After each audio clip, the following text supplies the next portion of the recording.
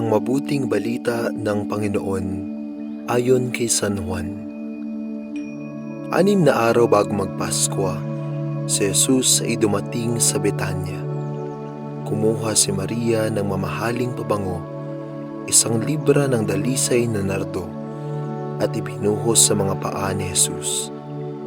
Pagkatapos, pinunasan ng kanyang buhok at humalimuyak sa buong bahay ang pabango.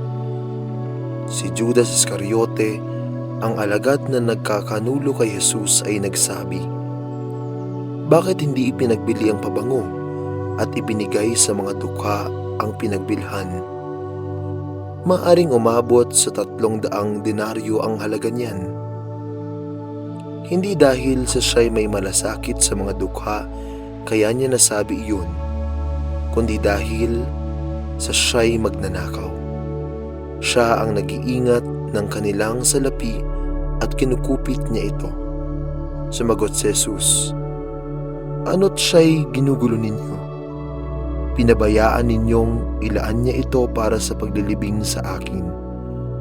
Habang panahoy, kasama ninyo ang mga dukha, ngunit ako'y hindi ninyo kasama sa habang panahon." Ang mabuting balita ng Panginoon.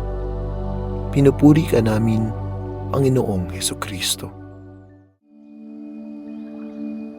Kumuha si Maria ng mamahaling pabango at ibinuhos sa mga paa ni Jesus.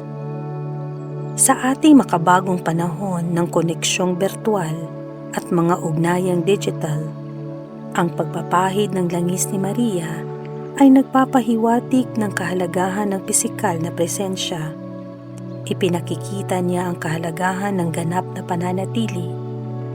Naroroon siya kapiling ni Jesus, hawak ang kanyang mga paa at ang kanyang buhok ay pinampupunas sa mga ito. Samantalang nakaaagaw pansin man ang kanyang ginawa, ang atensyon ni Maria ay tanging kay Jesus nakalaan.